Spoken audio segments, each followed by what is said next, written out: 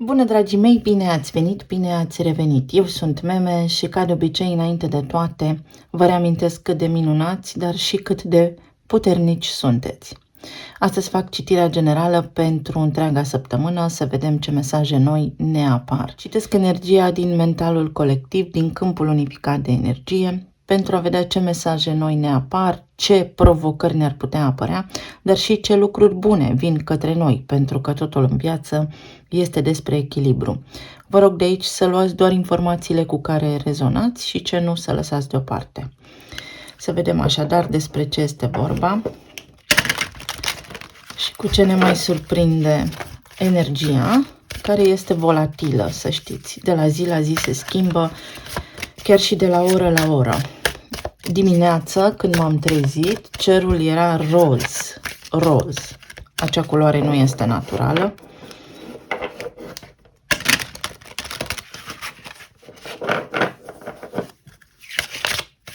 Ori de câte ori vedeți culori care vi se par ciudate, să știți că s-a umblat la frecvențe în câmp.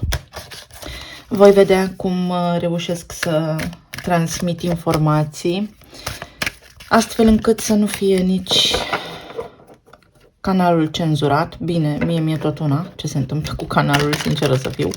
Găsesc până la urma urmei o formă să livrez informația, mai sunt și alte platforme, dar de dragul vostru, pentru că s-a creat aici o comunitate de oameni absolut superbi și în cazul în care, nu știu, s-ar întâmpla ceva de genul acesta, mă găsiți pe pagina de Facebook și anunț acolo, dacă îmi mut cuibul în altă parte. Să vedem. Iubirea și numărul 17.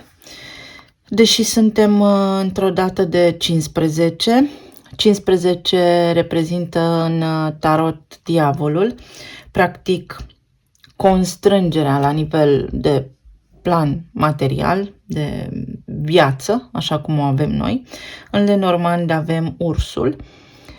Vorbim despre abundență, dar și despre bani astăzi, vorbim despre persoane cu autoritate în viața noastră, vorbim și despre mama, dar vorbim și despre rolul de mamă, să spunem așa, dar și despre un manager, un șef, vorbim despre o figură paternă, despre un bunic care poate vă vine în minte astăzi, sau despre oameni care au într-adevăr o poziție importantă, despre politicieni, guvern și chestii de genul acesta, desigur. Însă, în esență, codul 15 vorbește despre magnetism, despre lucrurile pe care le putem atrage. Și înainte de filmare am deschis harta momentului. În acest moment, când filmez, aveam un ascendent în Scorpion, care vorbește despre a avea acces la informații ocultate anterior, văzului nostru, percepției noastre. Aveam casa a doua în Săgetător, unde era Venus. Venus, care este o energie magnetică, iată, atrage bani în viața noastră, însă în casa a 7-a, unde vorbim despre prieteni buni sau parteneri de afaceri sau partenerul de viață, aici cu Uranus, care se pregătește și el de reluarea mersului direct, s-ar putea să apară discuții despre bani sau surprize despre bani, fie bani pe care nu îi așteptați, fie să răsară din senin o discuție cu al vostru partener de viață despre cheltuieli, bani, cât cheltuim, pe ce cheltuim. Să fiți atenți la aceste lucruri. Pluto se pregătește de intrarea în Vărsător. Încerc să fac o citire dedicată și despre acest aspect.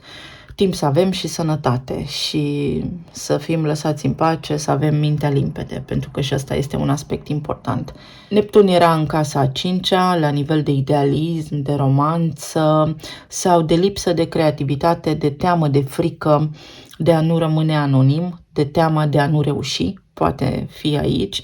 Avem berbecul în casa a 6-a, care vorbește despre rutina noastră de zi de zi. Este și casa sănătății, deci posibil să fie aici migrene, dureri de cap, amețeli, minte confuză s-ar putea, deși Mercur a intrat în Capricorn și ne ajută să vedem mai clar lucrurile. Pot fi un cumul de factori care să ne scoată din bunul mers al lucrurilor sau care să ne creeze azi mici provocări, însă voi în permanență trebuie să fiți conștienți de gândurile voastre. Atunci când vă regăsiți într-o situație, puneți-vă întrebarea, gândiți-vă așa, sunt gândurile mele sau le-am preluat? Avem numărul 17 care vorbește despre omnisciență, omniprezență, clarviziune. Mai exact, vorbim despre dragoste și vorbim despre o deschidere a cuiva către voi astăzi, care poate fi atras prin magnetism, dar și prin influența planetei Venus în Săgetător, care este o energie destul de iute.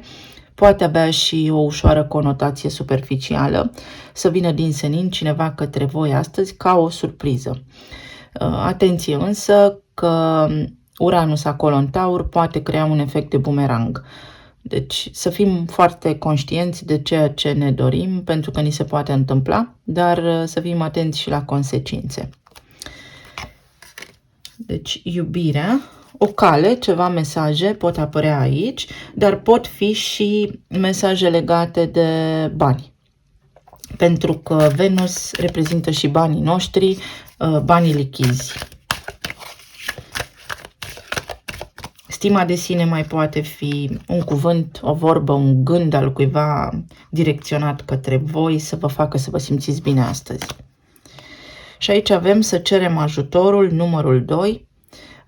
Poate cineva drag vă cere ajutorul astăzi sau poate voi, în cazul în care aveți vreo provocare, puteți cere cu ușurință ajutorul cuiva drag astăzi sau oricui considerați voi că merită și că vă poartă stimă și respect, pentru că puteți primi. Deci este o zi a parteneriatelor, este o zi în care interacțiunea umană va fi clar pusă sub lupă. Să vedem mai departe ce ne spune energia. O situație care nu se schimbă, dar vorbim despre casa a 6-a, despre o stare de sănătate stabilă, nici bună, nici rea, despre o durere de cap care persistă, poate despre o provocare sau despre o rutină care vă sugrumă. În sensul că faceți același lucru în fiecare zi și vă uitați către o nouă direcție pe care o puteți accesa în mod evident, dar vă lipsește într-o oarecare măsură curajul. Vorbim despre poate o provocare în relațiile voastre pentru care trebuie să cereți astăzi ajutorul, sau vorbim despre faptul că poate persistă în viețile voastre ceva anume și este necesar să faceți niște schimbări, mai ales la nivel de relație de iubire. Au ieșit două și le luăm așa. Avem, uite, durerea de cap, care ne-a apărut și săptămâna trecută, din cauza că vă lipsesc niște informații aici în discuție. Partea electrică a constructului în care trăim, a lumii în care trăim, are legătură cu informația, unde în casa 5-a în astrologie în acest moment se regăsește Neptun. Și Neptun vizează imaginația. Tot acolo se regăsea și Saturn, care spune stai cu picioarele pe pământ ca să-ți fie bine. Nu pluti pe un nor pentru că s-ar putea să-ți faci iluzii deșarte sau dă-ți frâu liber imaginației, astfel încât să vezi că de fapt tu ești o ființă nelimitată, cu superputere. Da, cu superputere pentru că suntem super oameni. Iar aici avem detaliu, să privim cu lupa în demersurile pe care le avem de făcut astăzi sau să privim în profunzime niște lucruri, dar mai poate fi și faptul că trebuie să verificăm de 2 ori o informație. S-ar putea la nivel de rutină să primiți niște informații, să vină către voi niște informații și să fie clar o nevoie aici de a verifica de 2 ori sursa, pentru că s-ar putea ca cineva să vă transmită niște informații, fie voit, fie involuntar, dar care să nu aibă o acuratețe, să spunem, de 100%. Hai să mai luăm o carte oracol.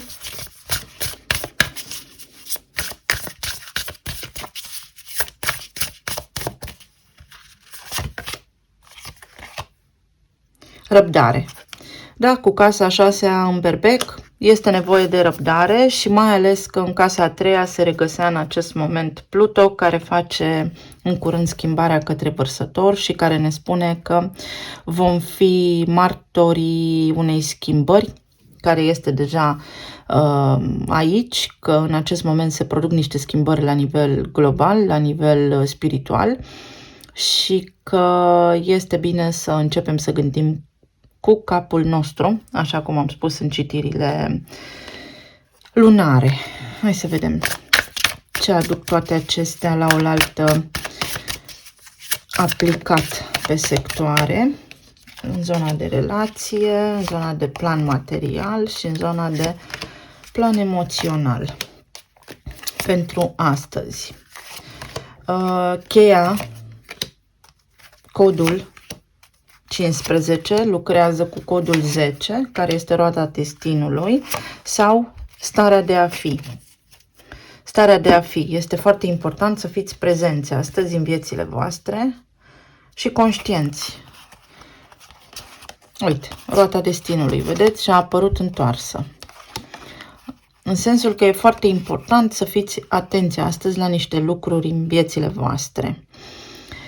În zona de relații, uite, avem 8 de cupe, pajul de spade, lumea și roata destinului.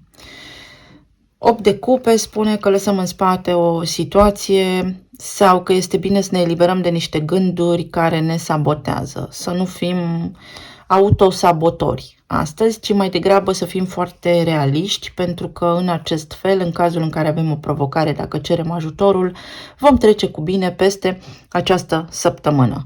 Energia acestei săptămâni spune că este bine să lăsăm deoparte provocările, să privim către acest munte pentru a putea depăși ceea ce nu ne convine. Cât de mult persistăm noi într-o provocare, ține doar de noi, dar cu cât ieșim mai repede de acolo, cu atât mai bine. Și tot de noi depinde acest lucru. Pentru cei care sunteți singuri, aveți niște idei aici, posibil despre sau în legătură cu o călătorie, posibil în legătură cu o șansă care s-ar putea să apară în viața voastră, să cunoașteți pe cineva. Sunteți într-un punct în care poate vă faceți o analiză proprie, poate vă gândiți la niște lucruri care vă apasă, care sunt într-o oarecare măsură în strânsă legătură cu încercările voastre de-a lungul timpului de a avea un partener stabil. Toate aceste lucruri în această săptămână vă pot aduce o concluzie finală, mai ales spre sfârșitul săptămânii, când Pluto intră în Vărsător și când veți vedea că veți simți o oarecare stare de eliberare. O stare de eliberare de constrângeri sau, cum se spune foarte simplu în popor, se sparge ghinionul. Pentru cei singuri se sparge ghinionul și puteți avea o șansă reală să întâlniți pe cineva în viața voastră, așa cum vă este vouă cel mai potrivit acum. Pentru cei care sunteți în relații deja formate, aici vorbim despre o săptămână mai liniștită, în care pot apărea fel și fel de schimbări, schimbări care să dea startul unei noi direcții. În viața voastră de cuplu, în viața voastră de relație, au existat niște lucruri aici pentru care v-ați frământat, lucruri care au fost în spectrul vostru vizual sau în rutina voastră pentru care ați luptat sau pentru care ați muncit foarte mult și în acest moment, în această săptămână, puteți face ceva pentru a schimba lucrurile care vă deranjau, pentru a vă elibera de frământări sufletești care nu făceau altceva decât să vă facă să vă simțiți copleșiți. Este o energie bună pentru cei care sunteți în relații, dar este și o săptămână în care lucrurile se pot schimba, astfel încât să aveți parte de o concluzie finală. Sunt aici oameni care caută o concluzie finală, oameni care își vor lua înapoi puterea sau oameni care vor face ei înșiși o schimbare pentru că trebuie și pentru că a venit momentul. Voi cei care sunteți în relații, fie aveți o stare de apatie, fie sunteți ușor confuzi, iar în această săptămână veți avea un foarte bun prilej să trageți niște concluzii, să faceți niște lucruri pe care le-ați tot amânat. atât voi cât și partenerii voștri. S-ar putea ca ei să facă aceste lucruri sau să apară acele provocări, acele discuții sau acele surprize plăcute în legătură cu finanțele voastre. Iar pentru cei care sunteți în perioada de separare, aici cărțile în acest moment vă spun că este bine să priviți către un alt viitor, către altă viață, către ceva mai bun. 8 de cupe spune lasă în urmă ceea ce te frământă, pentru că șansele ca tu să te împaci cu cineva sunt cumva neschimbate în acest moment, că ai ieșit dintr-un ciclu care te-a făcut să te îndoiești de stima ta, care te-a făcut să fii mereu în alertă, iar această perioadă cere să fie încheiată. Energia ta, sufletul tău te îndeamnă să privești către alt orizont.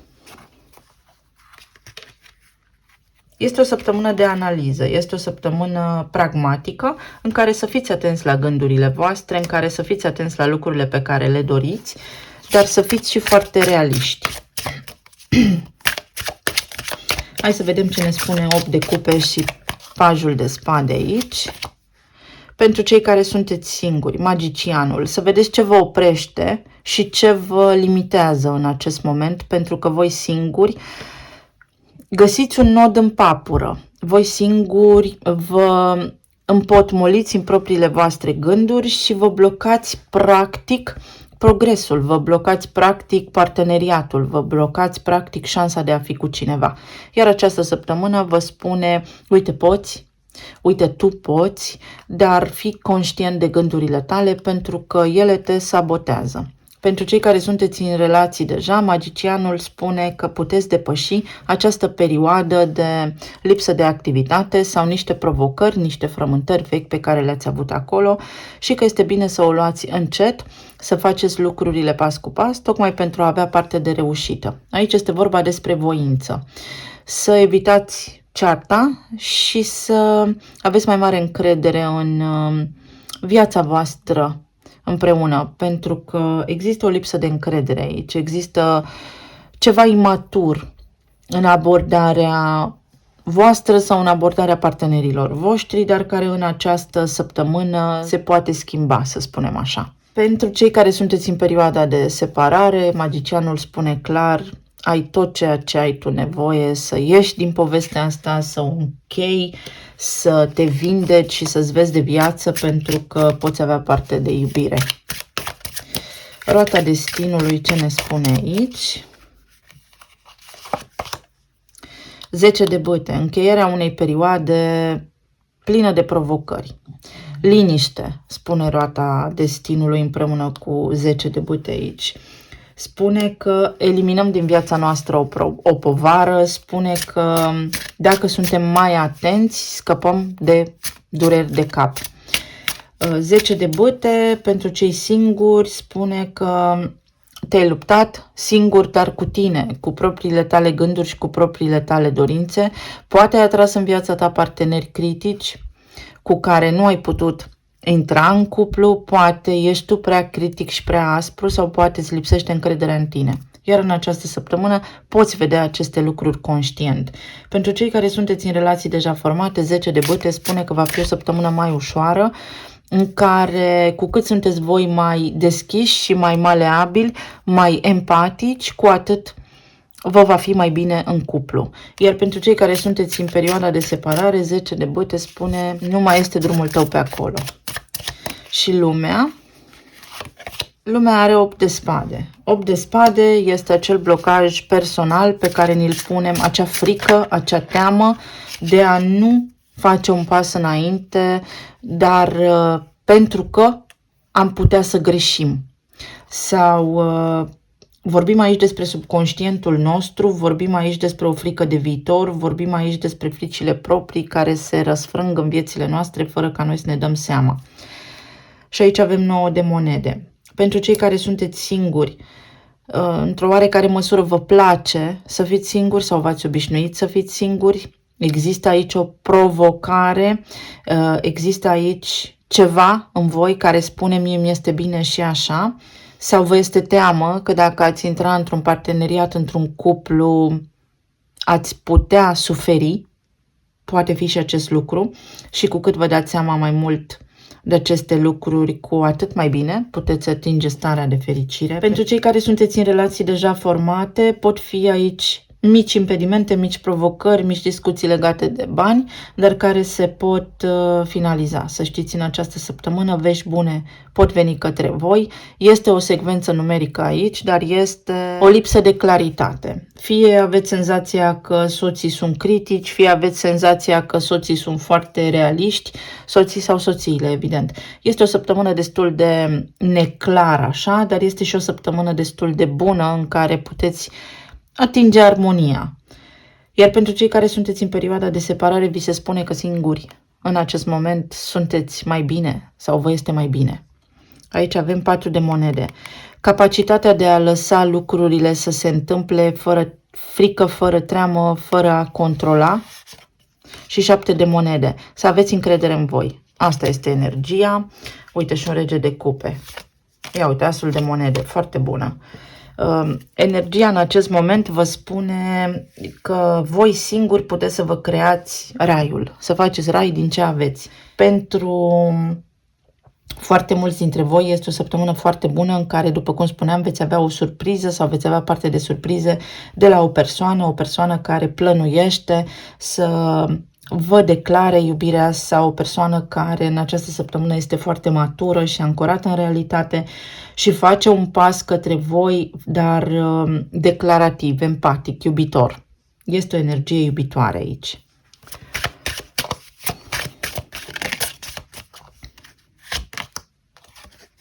Avem atracție magnetică și am spus la început că numărul 15 când filmez are legătură cu magnetismul. Este o săptămână în zona relațiilor în care voi să fiți bine, să fiți protejați și este o săptămână în care să rezolvați lucruri și provocări care țin de relația voastră. Să vedem în zona financiară despre ce vorbim, în zona planului material. Înalta preoteasă, 3 de bâte, nebunul și regina de cupe. În zona planului material apar niște vești, se întâmplă niște lucruri mult așteptate de voi, care vă oferă o șansă nouă să faceți ceea ce vă doriți. Va fi o săptămână ușoară în zona aceasta, va fi o săptămână în care să primiți niște răspunsuri sau o săptămână în care lucrurile vor fi calme și vă veți putea desfășura voi după bunul plac, fără stres, fără durere de cap. Aici sunt niște lucruri care pot apărea, niște răspunsuri de la autorități, pentru că aveam și ursul, o persoană care vă poate ajuta. Dacă aveți o provocare, cereți ajutorul cuiva, pentru că veți găsi un om care să vă poată descurca o situație în cazul în care aveți o provocare. Este o săptămână în care lucrurile se pot alinia, este o săptămână în care poate voi veți oferi ajutorul cuiva. Regina de cupe este o regină empatică și iubitoare, care ne vorbește despre faptul că veți avea în jurul vostru oameni liniștiți, mai calzi sau oameni care sunt dispuși să vă ajute într-o anumită direcție, acolo unde voi aveți nevoie. Dacă vă doriți un serviciu nou, este o săptămână în care să vă gândiți foarte bine la niște aspecte, să luați în calcul distanță, salariu, industrie sau zonă în care vreți voi să lucrați, domeniul de activitate, să spunem, și să vă gândiți de 2 ori înainte sau să vă gândiți foarte profund la lucrurile pe care le doriți sau la schimbarea pe care doriți să o faceți și să nu fiți naivi. Să vedem, înalta preoteasă, ce spune aici? 3 de monede. Că vin niște bani către voi, că puteți intra într-un nou colectiv, că puteți în această săptămână să rezolvați niște lucruri care v-au rămas de rezolvat, la care ați lucrat anterior și nu știați cum să le duceți la bun sfârșit. Că vă intră niște bani la care vă gândiți. Uite, nebunul are asul de cupe, o soluție, o veste bună, un răspuns pozitiv.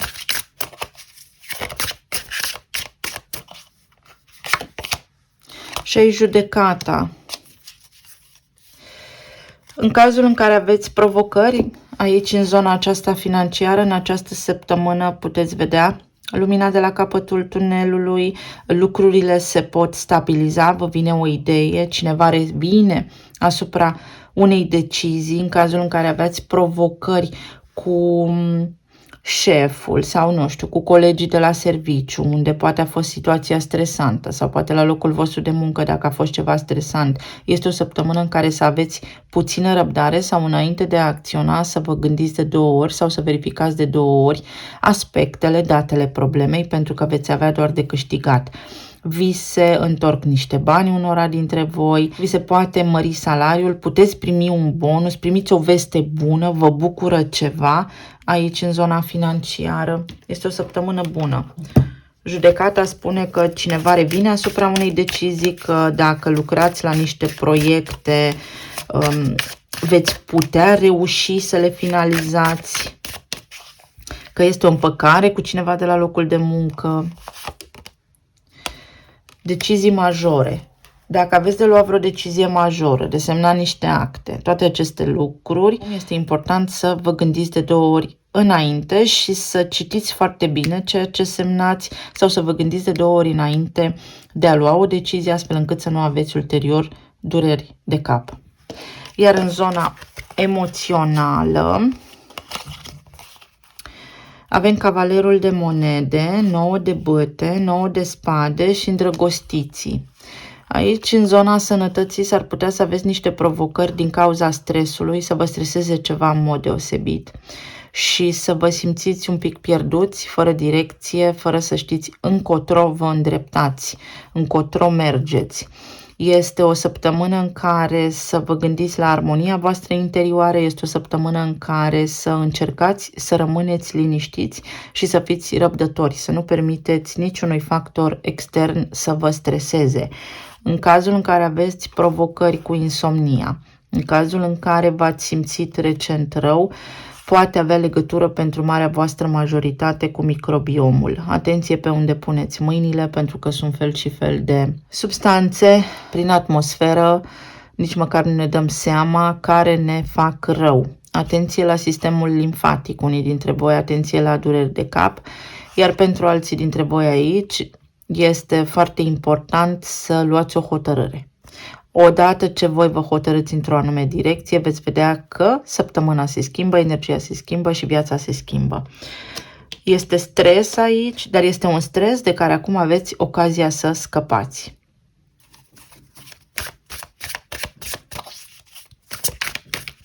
Poate unii dintre voi așteptați un răspuns de la cineva care întârzie să apară.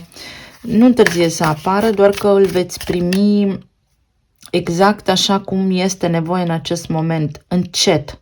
Nu este o săptămână în care să se acționeze impulsiv. Aici avem puterea. Puterea de a mă reface, puterea de a mă regenera, puterea de a îmi reveni după o intervenție chirurgicală. Să știți, aici este ceva legat de stomac, de intestine.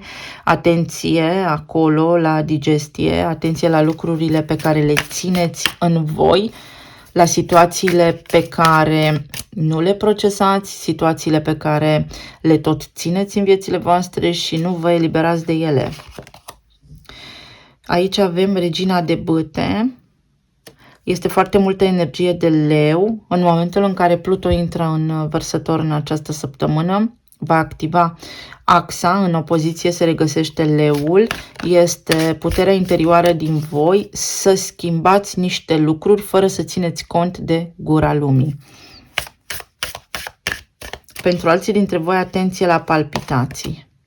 Și împărăteasa, Venus din Săgetător, va aduce câștiguri materiale în această săptămână, va aduce poate împăcarea cu cineva drag, poate schimbarea energiei din cuplu, din casa voastră. Aici s-ar putea ca ai voștri copii să aibă o provocare pe zona de sănătate, dar copiii sunt puternici, se vindecă. În cazul în care vorbim despre febră, vorbim despre enteroviroze, despre răcel, despre afecțiuni infecțiuni la plămâni, da? Toate acestea, să fiți atenți, să se spele copiii pe mâini, sunt conflicte interioare, au legătură cu conflictul de teritoriu, cu faptul că respectivul copil nu s-a putut desfășura, i s-a spus ce să facă într-un moment în care nu i-a convenit, i s-a spus să stea jos atunci când el voia să stea în picioare și așa mai departe.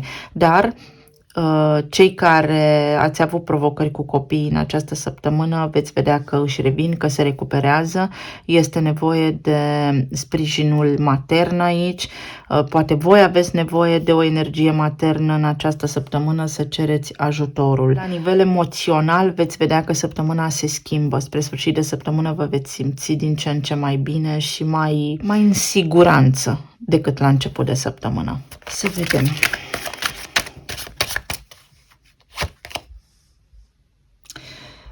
Ne învârtim în cercuri, comunitate, conexiune, direcție nouă, lucruri care se schimbă, sunt în continuă mișcare și un timp divin, un timp aliniat, o sincronicitate, o sincronizare cu lucrurile bune, da? Fluid. Vedeți, aici este o provocare cu gripă, cu viroză, cu răceli, mai corect spus, de care puteți scăpa. Aici peștii vorbesc despre sistem limfatic, despre imunitate scăzută pe care o puteți în mod evident repara, redobândi, crește. Să vedem.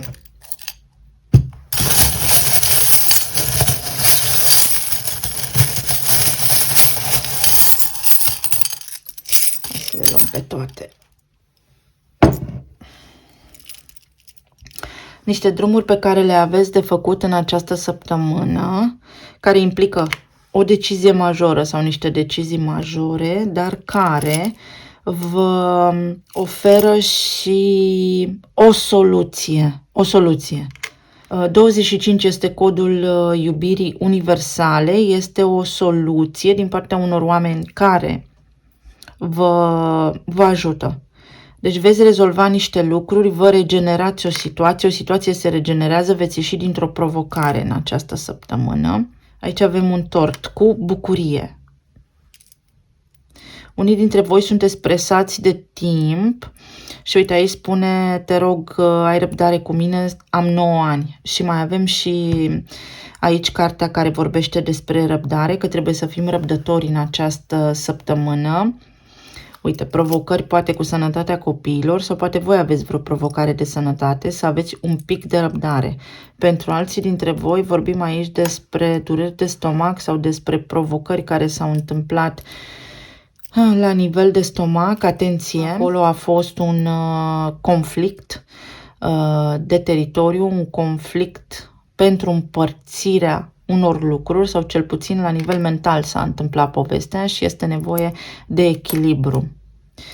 Un element al surprizei, Uranus din casa 7-a, care vine, uite, fie cu cineva drag care vă surprinde și vă umple sufletul de bucurie, fie în legătură cu partea financiară din viața voastră.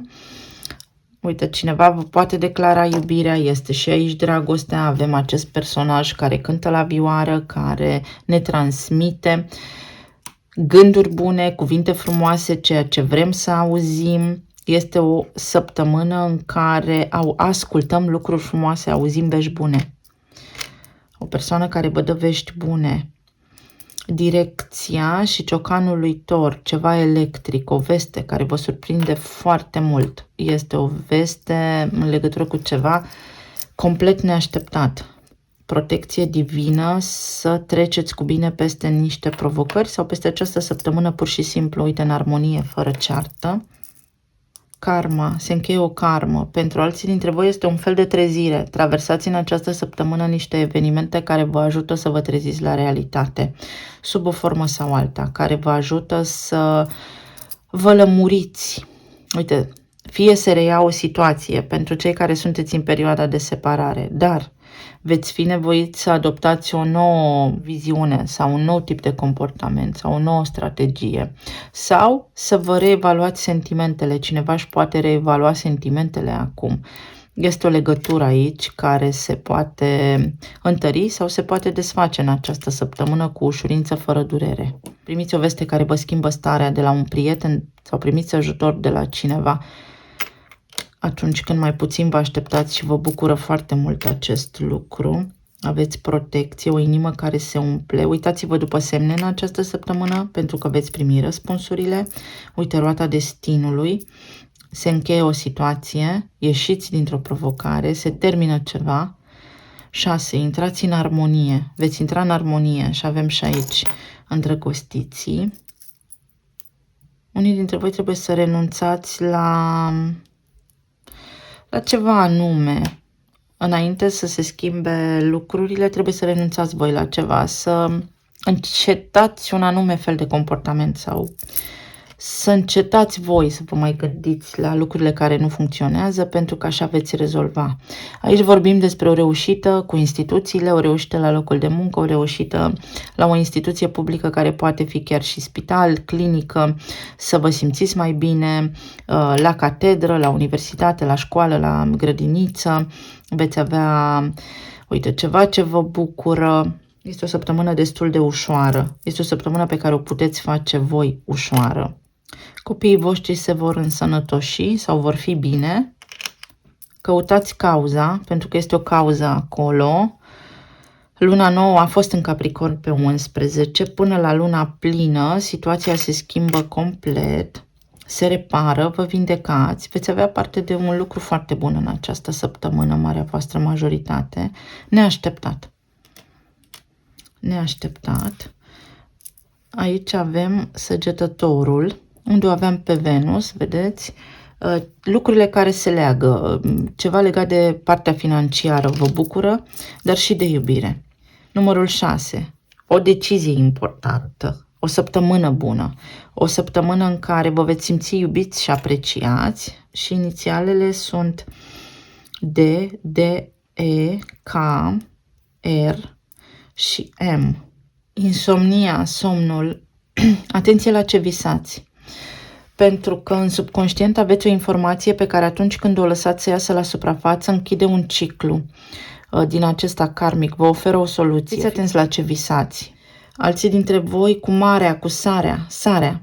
Atenție la săruri, atenție la demineralizare, atenție la deshidratare. Sau vi se pare în acest moment că totul este întunecat, că nu există niciun fel de speranță. Există. Există soluții, nu speranță. Există soluții la absolut orice. Două lucruri bune, două vești care vă bucură puteți primi. O revenire a cuiva.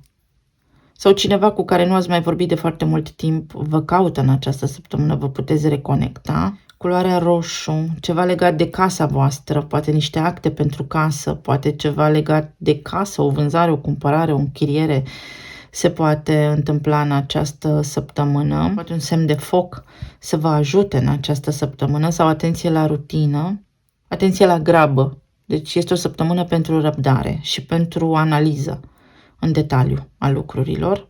Și cam atât, dragii mei. Vă doresc să aveți o săptămână frumoasă, să fiți bine, iubiți și în armonie și să ne reauzim cu bine și data viitoare. Pa, pa!